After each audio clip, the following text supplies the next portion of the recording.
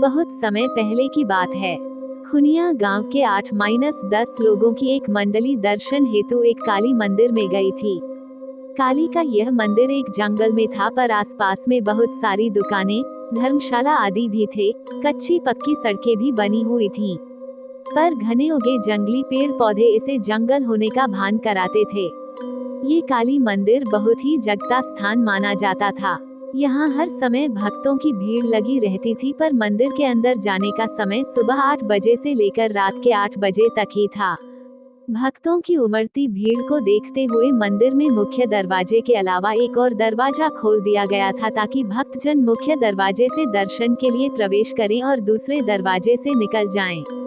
खुनिया गांव की मंडली शाम को 6 बजे दर्शन के लिए मंदिर पहुंची और दर्शन करने बाद मंदिर के आसपास घूमकर वहां लगे मेले का आनंद लेने लगी। मेले में घूमते घामते यह मंडली अपने निर्भयपन का परिचय देते हुए जंगल में थोड़ा दूर निकल गई। रात होने लगी थी। मंडली का कोई व्यक्ति कहता कि अब वापस चलते हैं, कल दिन में घूम लेंगे, पर कोई कहता डर रहे हो क्या, इतने लोग हैं, थोड़ा और अंदर चलते हैं फिर वापस आ जाएंगे। ऐसा करते करते यह मंडली उस जंगल में काफी अंदर चली गई। रात के अंधेरे में अब मंडली को रास्ता भी नहीं सूझ रहा था और न ही मंदिर के आसपास जलती कोई रोशनी ही दिख रही थी। अब मंडली यह समझ नहीं पा रही थी कि किस ओर चलें। खैर, मंडली के एक व्यक्ति ने अपनी जेब से माचिस निकाली और झोले में रखे कुछ कागजों को जलाकर रोशनी कर दी। रोशनी में उस मंडली ने जो कुछ देखा वह बहुत ही भयावह था। आसपास कुछ नर कंकाल भी नजर आ रहे थे और पेड़ों पर कुछ अजीब तरह के डरावने जीव जंतु इस मंडली को घूरते नजर आ रहे थे। अब तो इस मंडली के सभी लोग पूरी तरह से चुप थे। कोई कुछ बोलने की हिम्मत नहीं कर रहा था, पर हाँ, वे लोग धीरे धीरे एक दूसरे के काफी करीब आकर चिपक गए थे। फिर किसी ने थोड़ी हिम्मत करके कागज की बुझती आग पर वहीं पड़े कुछ सूखे घास फूस को डाला और फिर आग थोड़ी तेज हो गई। मंडली ने मन ही मन निश्चित किया कि अभी कहीं भी जाना खतरे से खाली नहीं है, क्योंकि वे लोग रास्ता भी भूल गए थे और उन्हें समझ में ही नहीं आ रहा था कि किस ओर जाएं। अस्तु उन लोगों ने फुसफुसाकर यह निर्णय लिया कि आज की रात कैसे भी करके यहीं गुजारेंगे और सुबह होते ही यहाँ से निकल जाएंगे। चूंकि ये लोग गांव से थे और इन लोगों का भूत प्रेतों से कई बार पाला पड़ा था, इसलिए थोड़े डरे हुए तो थे, पर इतना भी नहीं कि ये डरकर चिल्लाने लगे या भागना शुरू कर दें। इस मंडली ने हिम्मत दिखाई और धीरे धीरे करके आग को और तेज करने लगी, क्योंकि अब इस मंडली को लगने लगा था कि जरूर यहाँ कुछ बुरी आत्माएं हैं और वे इस मंडली को अपनी चपेट में लेना चाहती हैं। पर वहाँ की आबोहवा देखकर यह गवई मंडली पूरी तरह से डर गई थी और अंदर से पसीने पसीने भी हो गई थी, पर इस डर को चेहरे पर नहीं लाना चाहती थी, क्योंकि इनको पता था कि डरे तो मरे और डरे हुए लोगों पर यह बुरी आत्माएं और भी असर करती हैं। मंडली के कुछ लोग एक दूसरे का हाथ कसकर पकड़ लिए थे और पूरी तरह से सतर्क थे। कुछ लोगों ने हनुमान चालीसा आदि पढ़ना और हनुमान जी को गोहराना भी शुरू कर दिया था, तो कुछ लोग उस जंगल की काली माता की दुहाई दे रहे थे। अचानक एक भयानक आत्मा उनके सामने प्रकट हो गई और रौद्र रूप में अट्टहास करने लगी। उस समय का माहौल और भी भयानक हो गया। अब इस मंडली के पसीने चेहरे पर भी दिखने शुरू हो गए थे, चेहरे लाल होना शुरू हो गए थे और ये लोग और कसकर एक दूसरे के करीब आ गए थे। अभी वह रौद्र आत्मा अट्टहास करके पूरे वातावरण को और भी भयानक बनाए, तभी वहाँ कुछ और भयानक आत्माएं आ गईं। अब तो इस मंडली की सिट्टी पिट्टी गुम। अब इन लोगों को अपना काल अपने सामने दिख रहा था। अब वहाँ एक नहीं लगभग 5-6 आत्माएं आ गई थीं और अपनी अजीब हरकतों से माहौल को पूरी तरह भयानक बनाकर रख दी थीं। मंडली के एक व्यक्ति ने हिम्मत करके कहा कि अगर मरना ही है तो इनका सामना करके मरेंगे। जिसके पास भी चाकू आदि है निकाल लो, डंडे आदि उठा लो और इनका सामना करो।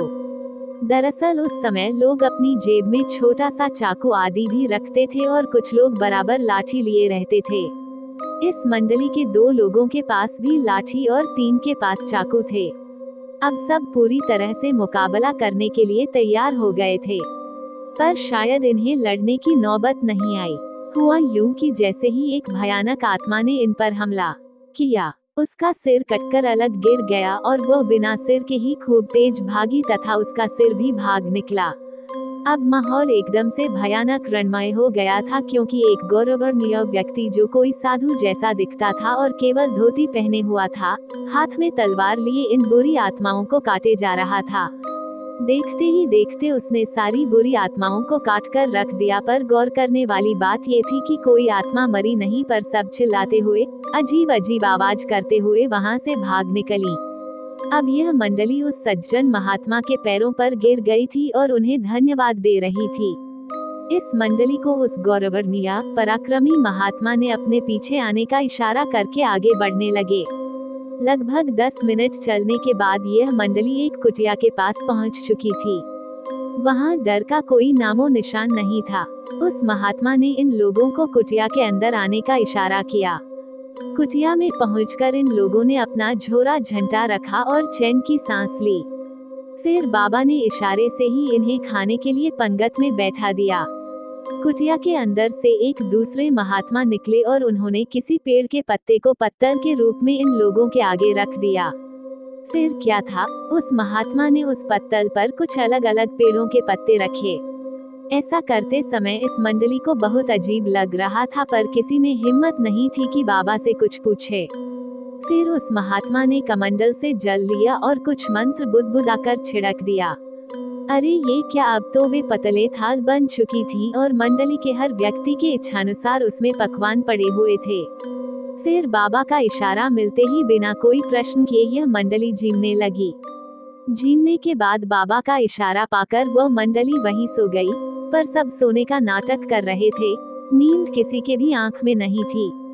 इस कुटिया में दूर दूर तक डर नहीं था, पर बाबा के कारनामे देखकर वे लोग हतप्रभ थे और सोच रहे थे कि सुबह बाबा से इस बारे में जानकारी लेंगे। सुबह जब सूर्य की किरणें इस मंडली के चेहरे पर पड़ी तो इनकी नींद खुली। मंडली का हर व्यक्ति बहुत ही आश्चर्य में था, क्योंकि वहां न कोई कुटिया थी और न ही रात वाले बाबा ही, और ये लोग भी नीचे वैसे ही घास फूस पर सोए हुए थे।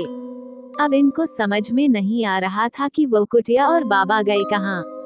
खैर, अब इन लोगों के पास कोई चारा नहीं थी। थोड़ा बहुत इधर इधर छानबीन करने के बाद इनको रास्ता भी मिल गया और ये लोग मेले में वापस आ गए। मेले में वापस आने के बाद ये लोग काली माता के पुजारी से मिलकर सारी घटना बताए। पुजारी बाबा ने एक लंबी सांस छोड़ते हुए कहा कि वो दिव्य आत्मा है जो इस जंगल में रहती है।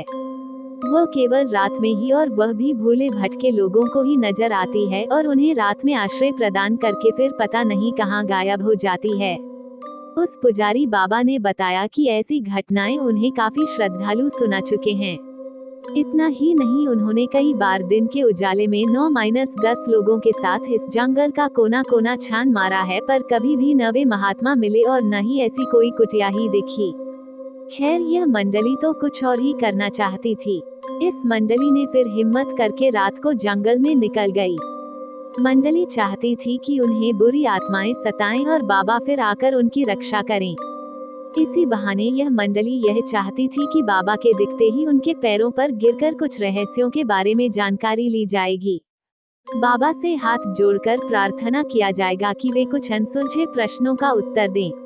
पर यह क्या, अभी ये लोग जंगल में कुछ दूर ही आगे बढ़े थे कि जो बाबा रात को पत्तल लाकर रखे थे वे दिख गए और बोले, तुम लोगों के मन मस्तिष्क में क्या चल रहा है मुझे पता है, पर ऐसी भूल मत करो।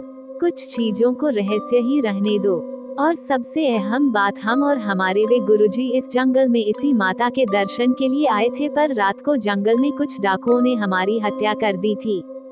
फिर हम कभी इस जंगल को छोड़कर नहीं गए और रात भर जागकर श्रद्धालुओं को डाकुओं और बुरी आत्माओं से बचाते रहते हैं।